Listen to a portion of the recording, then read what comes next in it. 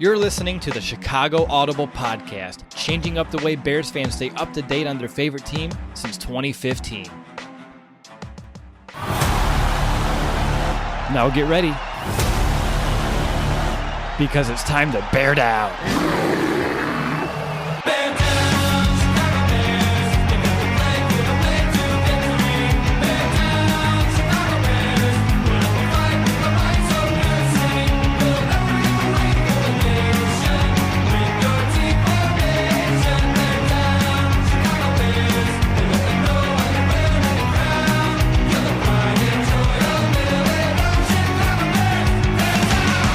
Welcome back, Bears fans, to another episode of the Chicago Audible. I'm your host for today, William Ingalls, and by now, you know if you're hearing my voice, you're going to be hearing some matchups, and these matchups could prove to be very important. The Bears, by the end of Sunday, could have sole ownership of first place in the NFC North.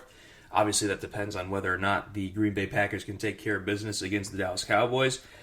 That's going to be a difficult matchup for them, but obviously, I think everyone going into this game thinks that the Bears should be able to handle their business, albeit with a backup quarterback, albeit in London, against the Oakland Raiders, and we're going to go into exactly why this is the case with our 5 key matchups of the week for Week 5. And that's going to kick off with matchup number 1, Cody Whitehair versus Tahir Whitehead, the linebacker for the Oakland Raiders.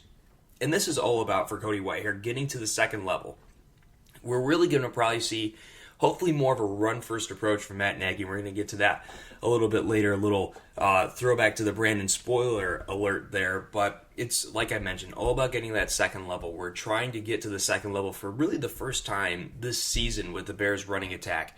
I give credit to Matt Nagy for kind of keeping with the run game last week, but now it's all about making that run game effective.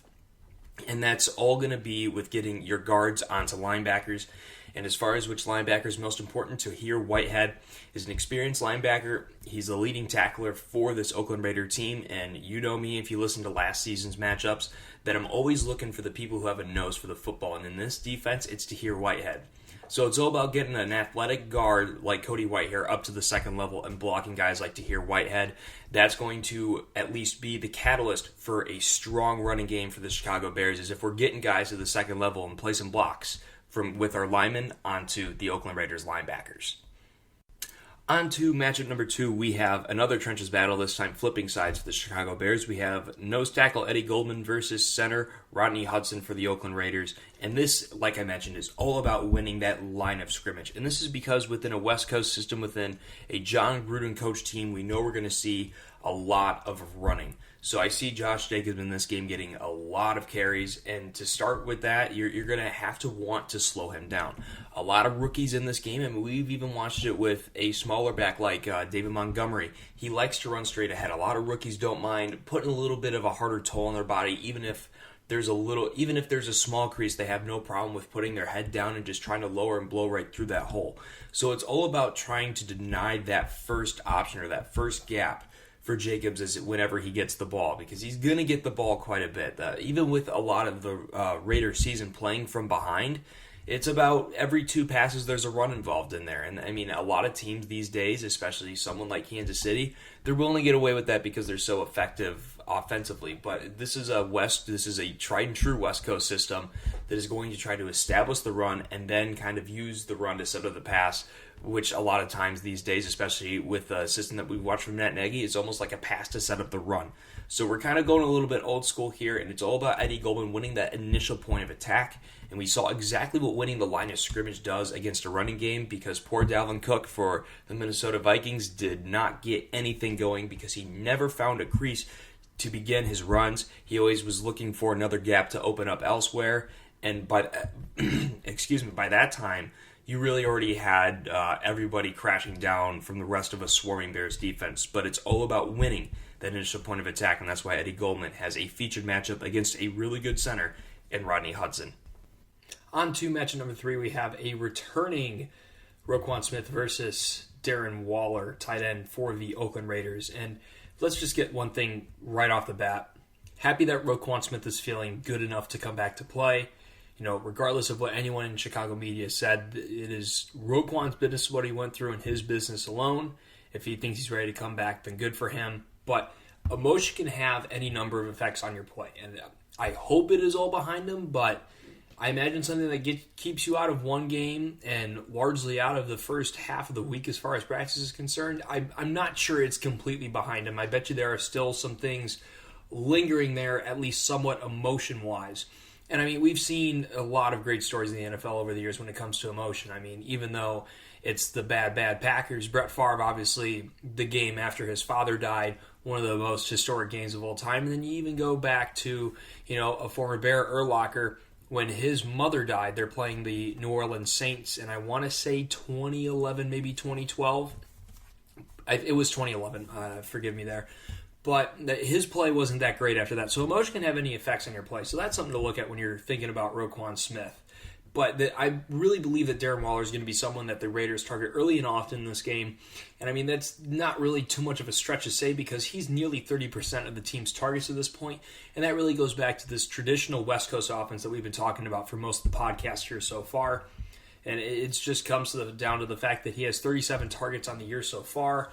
And it's just so much volume coming to him. It's going to be a lot of short stuff, going to be a lot of trying to create small separation on a quick throw route, which you have to imagine John Gruden knowing that Khalil Mack is coming at you every single play, and not only just coming at you with his normal Mack attack, he's got a little revenge plot in there too. It's something I wouldn't want to have to deal with if I was John Gruden. If I was him, I'd be getting the ball out as fast as possible.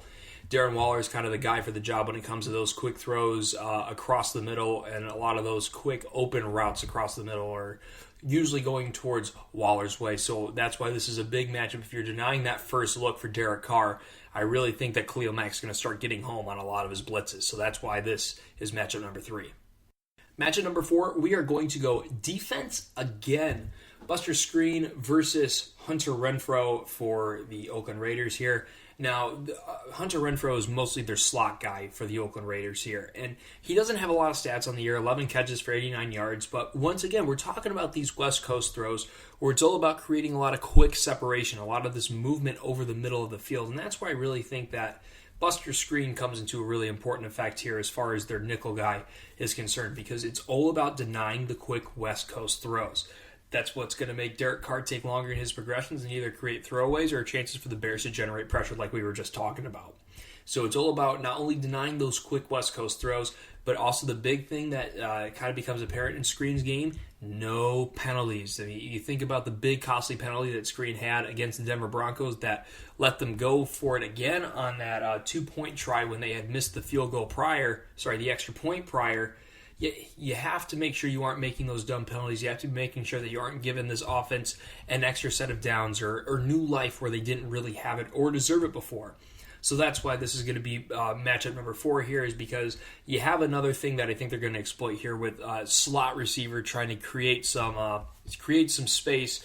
Chances are by going across the field and trying to get Derek Carr to move across the field with him, if I had to imagine. But we got to deny those throws, making sure that Derek Carr is spending more time in the pocket, allowing more time for our rushers to get there, and also not giving any just easy first downs off of penalties. That brings us to matchup number 5, our game breaker of the week. And this one is going to be one where these people are not even on the field, but we're going to have Matt Nagy versus Paul Guenther, the defensive coordinator for the Oakland Raiders. And really, if you ask me, this is all coming down to Matt Nagy realizing who Chase Daniel is. We know that Trubisky isn't going to play this game, but we know who our quarterback is. He is someone who knows the system. He's someone who can be an efficient passer, someone who's honestly really good at timing routes too. Some might mention his overall just getting 3 steps and putting your foot in the dirt and then ripping a ball loose. Honestly, sometimes Chase Daniel might be better at that aspect on its own. I can't remember who put this on Twitter, but man, it was a great analogy, saying that Chase Daniel is kind of like a Honda Civic that has an automatic transmission. You can get in it, drive it, get where you need to go. Mitch Trubisky, in a lot of ways, can kind of be that sports car that's hard to get down, hard to understand initially how to tune that thing just right, but it has a lot more horsepower in there. But you just got to know who Chase Daniel is. Rely on that run game like you did last week. Hopefully, like we mentioned in that first matchup with Cody Whitehair, you're getting further down the field. You're getting some blocks into that second level. But make sure that you're utilizing who Chase Daniel is. Use plays that you know he'll be effective in. and be okay with letting your defense go out there and win this game. It might be considered ugly football, but hey, guess what? When you win in the National Football League, that's all that matters. Get to this bye week 4-1 and give yourself a great position to not only get healthy on the bye week, but get ready to go throughout the rest of your season with a really good first part of your season in the books. You're going to see New Orleans after that, and you're going to see some tough teams on the schedule come up after that. But if you're starting 4-1, you're putting yourself in great territory to compete for a playoff spot, whether that's a division title or a wild card spot. Either way, the Bears would be in great position, and it's up to Matt Nagy to come up with an offensive game plan that suits Chase Daniel and doesn't ask him to do too much, because this is a game that he shouldn't have to do too much if the defense does their job.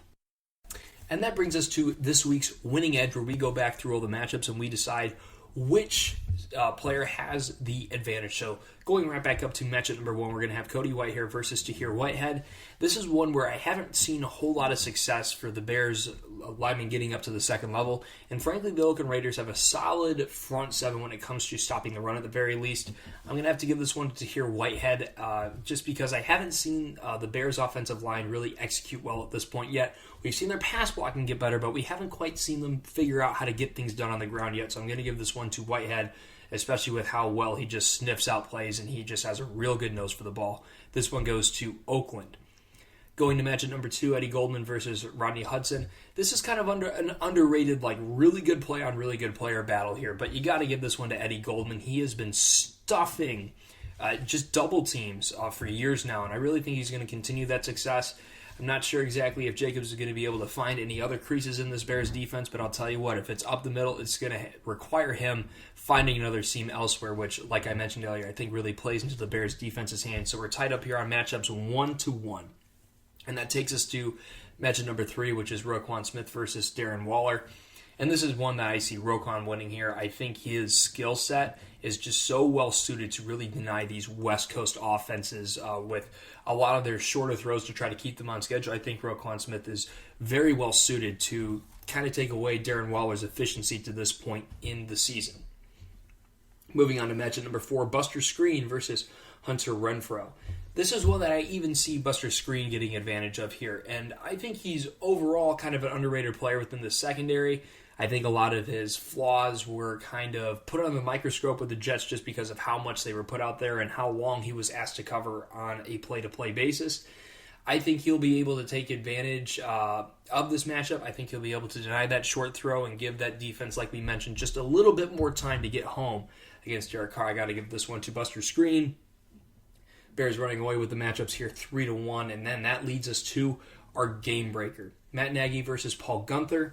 And this is one I really think in the 2 weeks that Trubisky didn't play last season, I think we really saw some great play calling from Matt Nagy. And I think sometimes he took a little bit to get into the game flow, but I think you really saw him get some wheel routes into effect. And that's something I would encourage you guys to watch, is that Chase Daniel knows how to throw a darn good wheel route. And I really think you'll see Tariq Cohen and David Montgomery utilize the wheel route a lot here.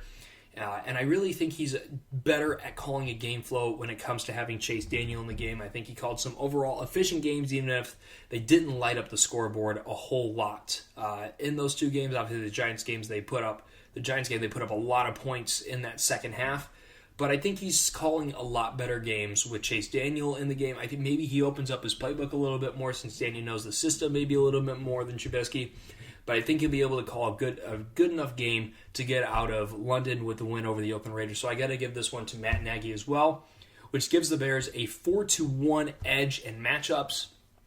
And I think this kind of thing we'll see a few times this season, where the Bears have the clear advantage in talent. It's just all about making sure that the Bears are executing on that talent and making sure they're winning their matchups. And hopefully we get to see that come to fruition on Sunday in London. But until the next time we talk, which will be a little bit, you're going to get a little bit of a break from my matchups with the bye week coming up. But hopefully by the time we're talking, we are 4-1, and we have a nice position to continue our run to the postseason. But until next time, bear down, Chicago. Bear down, Chicago, Bear.